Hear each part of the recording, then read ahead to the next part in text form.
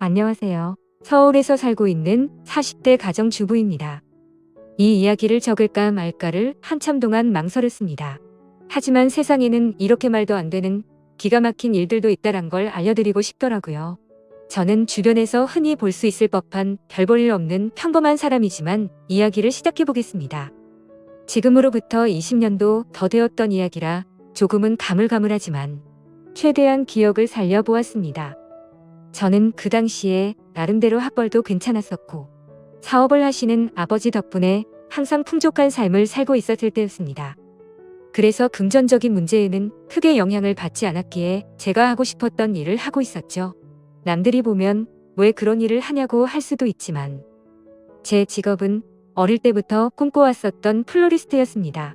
요즘 같은 시대에는 나름대로 많은 사람들이 꽃을 사고는 하지만 20년 전만 하더라도 너무 경쟁력이 없는 직업이었죠. 하지만 저는 어릴 때부터 남들과는 유별나게 달리 꽃을 너무 사랑했었습니다. 그리고 단순히 꽃을 파는 사람이 되고 싶었던 게 아니었어요. 꽃이라는 식물에 대한 지식들을 사람들에게 알려주고 싶었고 예술적으로 다가가서 꽃을 디자인하는 그런 사람이 되고 싶었습니다. 아무튼 그렇게 철없이 시작했던 꽃가게는 부모님의 지원 아래에서 시작되었죠. 하지만 어느 정도 잘 되기는 어렵단 걸 알았지만 생각보다 더 처참했었네요. 장사도 잘 되지 않자 자꾸만 부모님께 손을 벌리게 되자 마음이 많이 지쳐갔습니다. 그러던 어느 날이었습니다.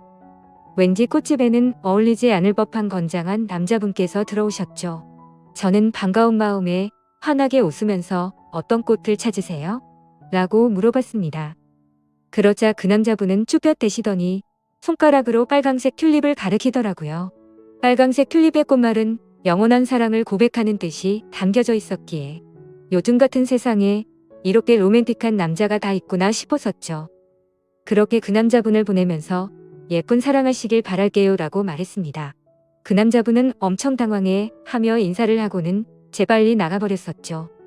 그런데 다음 날에도 그 손님은 어김없이 찾아오더군요. 그리고 그 다음 날도 또 그 다음 날도 찾아왔습니다. 하루도 빠짐없이 매일같이 찾아와서 솔직히 뭔가 이상하다 싶었고 별의별 생각이 다 들더군요. 하지만 내성적인 성격이라 말을 걸면 불편해하는 듯해서 괜히 참견하는 건 주제 넘는다 생각했었고 항상 자주 찾아와 주셔서 고마울 따름이었죠. 그렇게 그 남자분이 오신 지도 열흘 정도가 다 되어가던 날 사고가 터지고 말았습니다.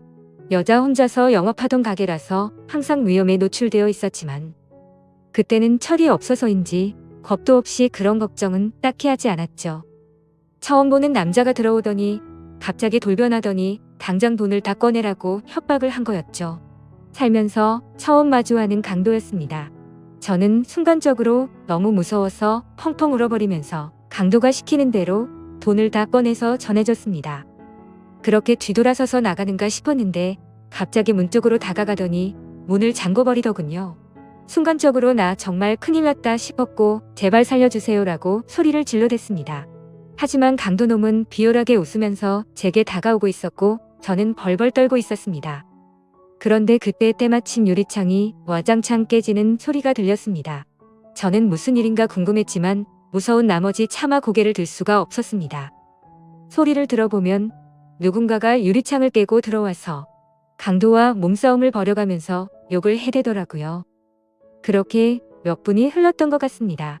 펑펑 울고 있는데 주변의 소리가 조용해지더니 저에게 놀라서 덜덜 떨리는 목소리로 물었습니다. 괜찮아요? 어디 다친 곳 없어요? 저는 익숙한 그 목소리에 천천히 고개를 들었습니다. 얼굴을 보는데 저희 가게에 자주 오던 바로 그 남자분이었죠. 하지만 고마운 것도 고마운 거지만 상태가 심각해 보였습니다. 얼굴은 퉁퉁 부어서 엉망진창이었고 옷에 피가 계속해서 나오고 있더라고요. 저는 깜짝 놀라서 곧장 구급차를 불렀고 응급수술을 해서 큰 위기는 모면하게 되었습니다. 수술이 끝나고 한참이 지난 뒤에 그 남자분은 눈을 떴습니다. 그러면서 하는 첫마디가 황당했었죠. 응급수술까지 할 정도로 크게 다친 사람이 저를 보자마자 어디 다친 데 없냐고 하더군요. 그 말에 저는 누가 누굴 걱정해야 하는지 모르겠다며 저도 모르게 또 눈물이 났죠. 그러자 남자분은 제 어깨를 토닥여주면서 울지 말라고 하더라고요. 그런 모습을 보고 온기를 느끼자 전에는 못 느꼈던 감정들이 생겨났고 심장이 정신없이 뛰기 시작했습니다. 하지만 이 남자분은 여자친구가 있는 사람인데 이건 아니다 싶었고 저는 얼른 몸을 떼어내면서 말했습니다. 아무리 그래도 그렇지 여자친구도 있는 분이 이러시면 어떡하냐고 했죠. 그러자 남자분은 황당하다는 듯이 제가 여자친구가 있다고요? 라고 되묻더군요. 여자친구가 있어서 항상 그렇게 꽃을 사가셨던 거 아니에요? 물어봤습니다. 남자분은 아픈 소리를 흐느끼며 웃더라고요. 혹시 주변에서 눈치 없다는 소리 안 하시나 봐요? 라고 하더라고요. 알고 보니 그 남자분은 우연히 저희 꽃집 앞으로 지나가게 되었고 저를 처음 보는 순간 사랑에 빠졌다더군요. 그래서 눈앞에 아른거려서 며칠을 지켜보다가 용기를 내서 가게로 들어왔던 거죠.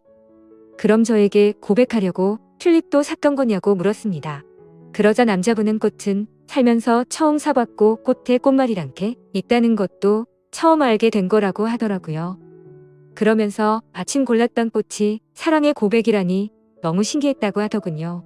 그렇게 저와 그 남자분은 자연스럽게 서로의 마음을 알게 되었고 저희는 평생 동안 기다려오던 상대를 만난 듯이 나날이 사랑이 깊어졌습니다.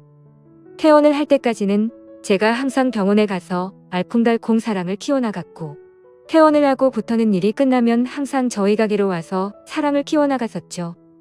그러다가 남자분은 조심스럽게 제게 말을 꺼냈습니다.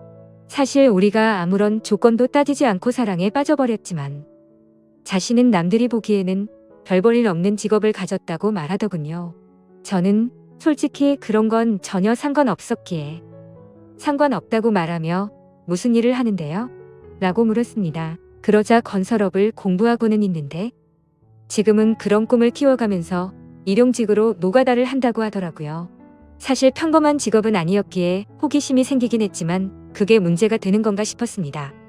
저는 직업에 귀천이 어딨겠냐며 저도 이렇게 적잡으면서 일을 하는데 바보다는 낫지 않냐며 웃었죠. 우리는 그렇게 예쁜 사랑을 키워나가게 되었고 정말 생각하지도 못한 상황이 생겨버리고 말았습니다. 그건 바로 저희 부모님이셨습니다. 남자친구와 2년간의 연애를 하다가 평생 가약을 맺기로 하였고 부모님에게 소개를 시켜주기 위해서 말을 꺼냈는데 남자친구에 대해서 이야기를 해주니 정말 불같이 화를 내시더라고요. 저는 제 남자친구를 사랑했기에 직업도 능력도 다 필요 없다고 하지만 저희 부모님은 저를 금이야 오기야 열심히 키워주셨고 돈도 안 되는 제 직업에 대해서도 저를 위해서 응원해 주시면서 경제적인 지원도 아끼지 않으셨습니다. 하지만 그런 딸에게 능력도 없고 앞날이 막막한 노가다 하는 남자라니 가당치도 않으셨던 거죠. 그날부터 정말 울어도 보고 빌어도 보고 끊임없이 애원했습니다. 부모님의 생전 처음 보는 단호한 모습에 너무 슬펐고 원망스러웠습니다. 결국 저는 어쩔 수 없이 부모님을 등지고 남자친구를 선택하기로 마음을 먹었습니다. 남자친구도 그렇게까지 해서 부모님과 연락이 끊겨버리면 후회하지 않겠냐며 제 마음을 돌리려고 많이 애를 썼습니다. 하지만 저희가 상황이 나아지고 아이도 낳아서 예쁘게 사는 모습을 보면 용서를 해주실 거라 생각했고 또 그렇게 하자고 오히려 제가 남편을 설득하게 되었습니다. 오랜 상의 끝에 남자친구는 얼른 빨리 성공해서 행복하게 해주겠다고 말했고 저희는 결혼식은 생략한 채로 혼인 신고를 하게 되었습니다. 처음에는 부부가 되어서 너무 행복했습니다. 매일 같이 붙어 있을 수 있어서 좋았고 떨어지지 않아도 되어서 좋았죠. 하지만 이상과 현실은 생각처럼 녹록지가 않더라고요. 부모님의 지원이 끊기게 되자 꽃집에서 생기는 적자는 도저히 감당이 되지 않았습니다. 남편이 열심히 일해서 번 돈을 밑 빠진 독에 물 붓는 짓을 할 수는 없었기에 저는 제 직업을 포기하려고 마음을 먹었습니다. 하지만 부동산 계약은 아직 1년이 넘게 남아 있었고 가게를 열면 오히려 적자가 심해지는 상황이었죠. 결국에는 계약 기간이 만료될 때까지 가게는 빠지지 않았습니다. 그로 인해 보증금은 전부 다 사라진 지는 오래였고 권리금도 한 푼도 받지 못해서 오히려 빚만 몇 천만 원이 생겨버렸습니다. 도움은 주지 못할 망정 빚까지 생기게 만드는 바람에 남편에게는 너무 미안했습니다. 그래서 결국 저도 빚이라도 갚는 게 최우선이다 싶어서 무작정 아르바이트 자리를 구하고 다녔고 결국에는 오전에는 홀서빙을 했고 저녁에는 주방 보조로 일을 하게 되었죠. 돈이라는 게 이렇게 벌기 어렵구나라는 걸 너무 절실하게 깨닫게 되었습니다. 그리고 빚이 생기고부터 이자가 어마어마하더군요. 남편과 함께 아무리 열심히 빚을 갚아도 빚은 너무 더디게 줄어들었고 삶이 힘들어질수록 서로에게 점점 지쳐가는 것 같았습니다. 연애 시절에는 한 번도 다툼이 없었는데 날이 갈수록 서로에게 짜증이 늘어가더군요.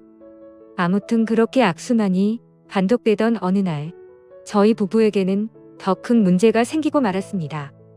자꾸만 소화가 안 되고 배가 더부룩했는데 저는 결국 쓰러지고 응급차에 실려 가버리게 됐던 거죠. 참 많이 암담했습니다.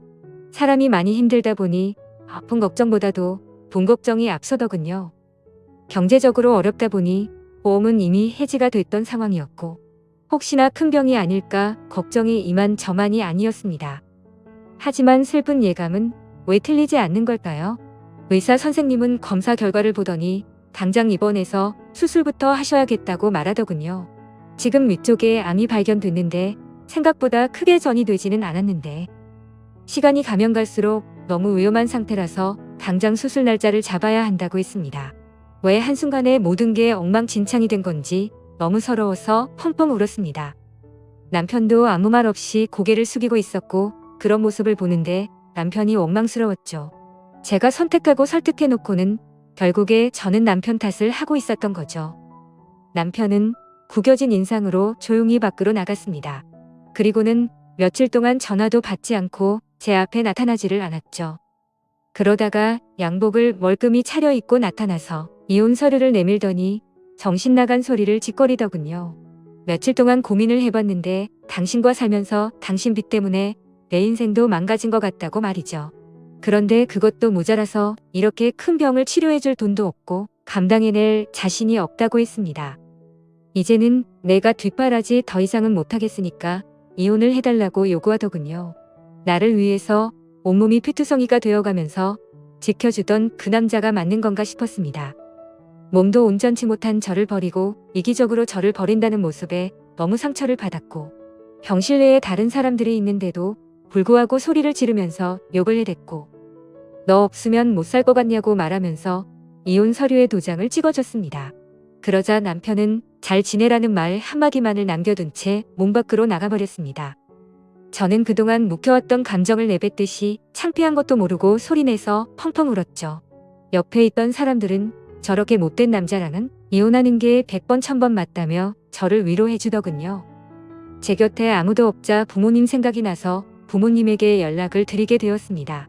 어머니가 뛰어오시더니 그러게 왜 그런 남자랑 결혼했냐며 저를 끌어안고 오셔서 저도 같이 펑펑 울었습니다. 그렇게 30분 정도 뒤에 아버지가 들어오셨고 일단 병실부터 옮기자며 1인실로 옮겨갔습니다. 다행히도 경제적으로 부유하신 부모님의 지원을 받고서 저는 수술을 치르게 되었고 초기에 치료를 한 덕분에 아주 건강하게 회복을 하고 퇴원을 하게 되었습니다. 건강을 회복한 이후로는 전 남편에게 뒤통수를 제대로 얻어맞은 덕분에 완전 다른 삶을 살게 되었죠. 예전처럼 순둥순둥한 성격의 여자가 아니라 그 어떤 사람보다도 독할 정도로 정말 열심히 살게 되었습니다. 순진하게 꿈꾸던 꽃찜에 대한 미련은 버린 채로 아버지와 상의 끝에 사업을 이어받기 위해서 회사로 출근을 하기 시작했죠. 아버지는 그 당시에 누구나 이름만 들으면 알 수 있을 만큼의 사업을 운영하고 계셨고 몇 년 동안은 순탄하게 회사가 고속 성장을 이뤄나가고 있었습니다. 하지만 그런 행복한 일들도 오래가지는 못하였죠. 매번 사업이 성공하다 보니 겁이 너무 없어졌고 무리하게 사업을 키우다 보니 회사는 걷잡을 수 없이 무너지기 시작했습니다. 그때 절실하게 느껴졌습니다. 아무리 노력하더라도 인생은 한순간에 파탄날 수 있다는 걸 말이죠. 결국 투자자들의 빚독촉에 시달려서 저희 가정은 풍비박산이 났습니다.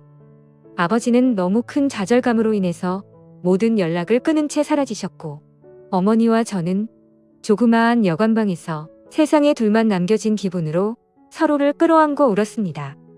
인생에 대한 허무함에 모든 걸 다 포기하고 싶었지만 도저히 그럴 수는 없었습니다.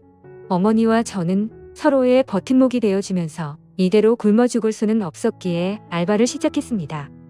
정말 최선을 다해서 열심히 살았던 것 같아요. 몇 년 동안을 단 하루도 쉬지 않고 일을 하게 됐고 모든 빚들을 다 청산하게 되었죠.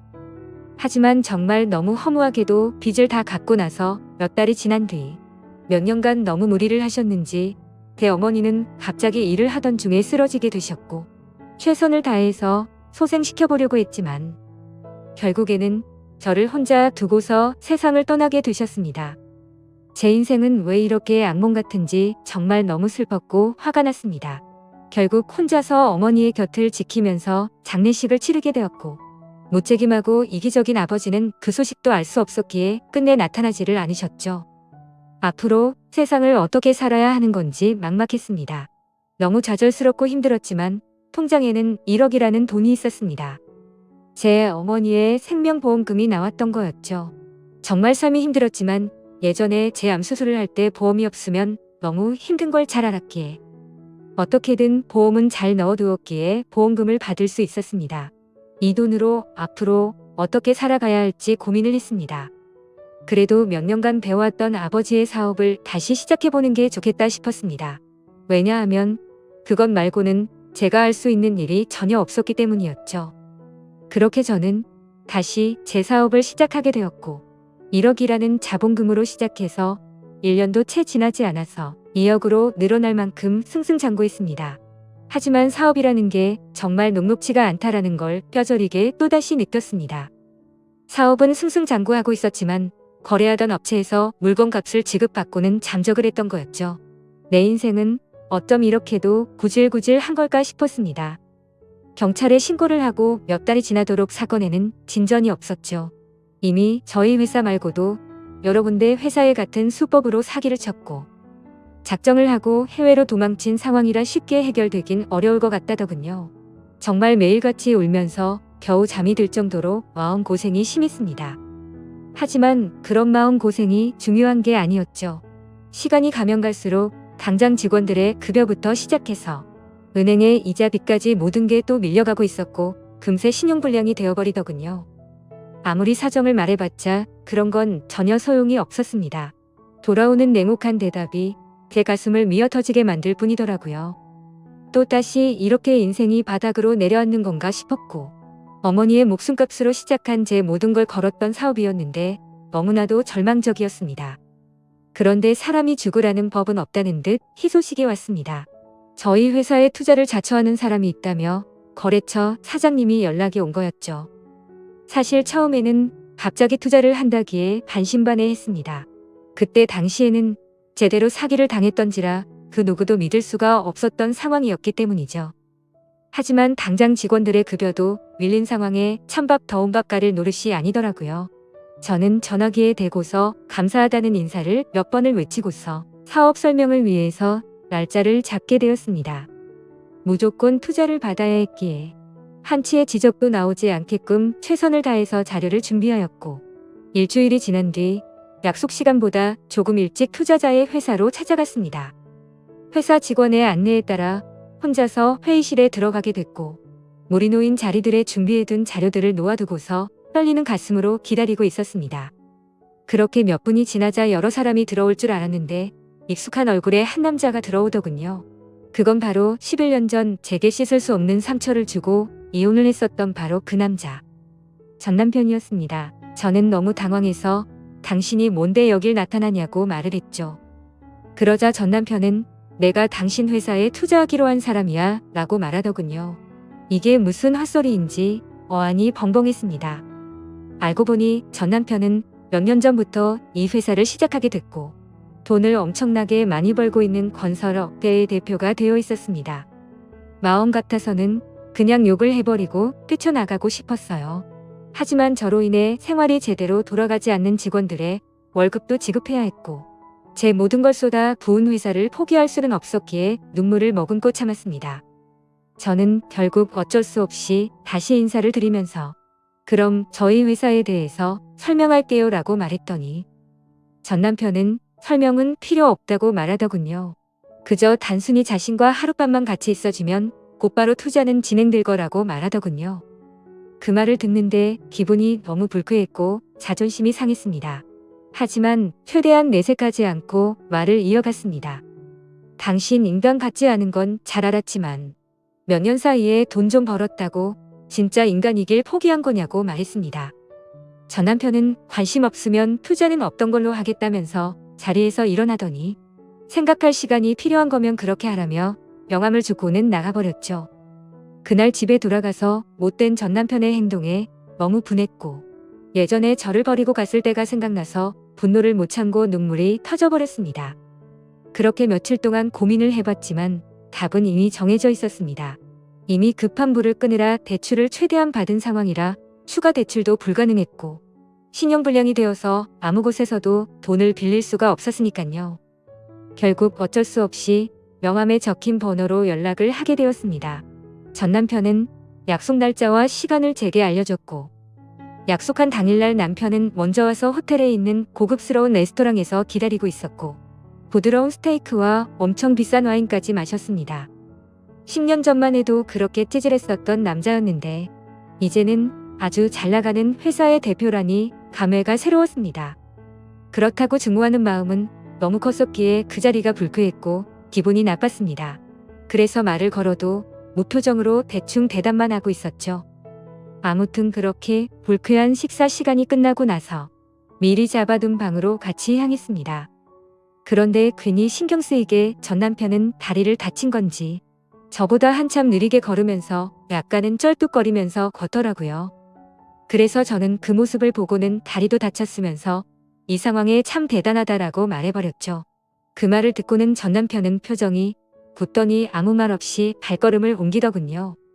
결국 저희는 같이 방으로 들어가게 되었고 기분이 정말 묘했습니다. 마음속으로는 굉장히 불쾌했지만 저도 모르게 심장이 폭발할 것처럼 두근대더군요. 그렇게 한참 동안 정적이 흐르고 있는데 전 남편이 먼저 말을 꺼냈습니다. 사실은 제게 고백할 게 있다고 합니다. 그 말을 듣는 순간 그럼 그렇지 그 큰 돈을 준다고 할 때부터 이상했다라고 생각하는데 전 남편은 갑자기 제 앞에서 자신의 바지를 내리더라고요. 그러자 드러난 남편의 다리에는 의족이 자리하고 있었습니다. 저는 깜짝 놀라서 발이 어떠다 그렇게 된 거냐며 놀라서 물어보았죠. 전 남편은 저와 헤어지고 나서 몇 달 뒤에 노가다를 하다가 사고가 났었답니다. 지금에서야 이렇게 용기를 내서 미안하다면서 눈물을 흘리더군요. 그러고서는 그때 왜 내가 그런 선택을 하게 된 건지 말을 이어갔습니다. 사실 남편은 저와 이혼을 하게 된 이유가 저의 수술을 위해서였답니다. 남편은 병원에 없던 그 며칠 동안 어떻게든 돈을 마련해 보려고 온갖 방법을 짜다네요. 그러다 결국 걷잡을 수 없는 실수를 저지르고 말았죠. 대출은 당연히 불가능했고 단기간에 돈을 벌 수 있는 건 도박에 모든 걸 걸었답니다. 이틀 동안 잠도 안 자고 했지만 결국에는 집의 보증금은 물론이고 모든 전 재산을 잃어버리게 되었답니다. 너무 절망스러워서 살고 싶은 생각이 없었지만 아픈 저를 두고서 무책임하게 그렇게 할 수는 없었기에 모든 자존심을 버려두고 저희 아버지 회사로 찾아가서 무릎을 꿇고 빌었답니다. 하지만 아버지의 반응은 너무 단호했고 그 모습을 보고는 자신이 제 곁을 떠날 테니 제발 살려달라고 했었던 거죠. 그렇게 남편은 제 정을 떼어내고 떠나려고 무심한 척 이혼을 요구했었고 그날부터 단 하루도 제 생각을 하지 않은 날이 없었다고 말했습니다.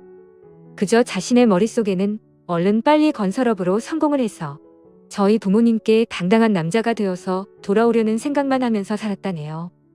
그런 나머지 너무 무리하게 일을 하게 되었고 피곤한 나머지 잠깐 졸았는데 그 찰나의 실수로 인해 공사 중이던 아파트에서 추락을 하면서 한쪽 다리는 돌이킬 수 없는 부상을 입고서 결국 절단을 하게 된 거였습니다.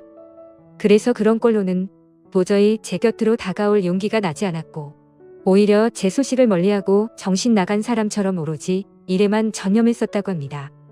결국에 전 남편은 건설업계에 반드시 필요한 아이템으로 큰 성공을 하게 되었고 그때부터는 제 소식도 알아보고 어떻게 살았는지 알게 되었다고 하더군요.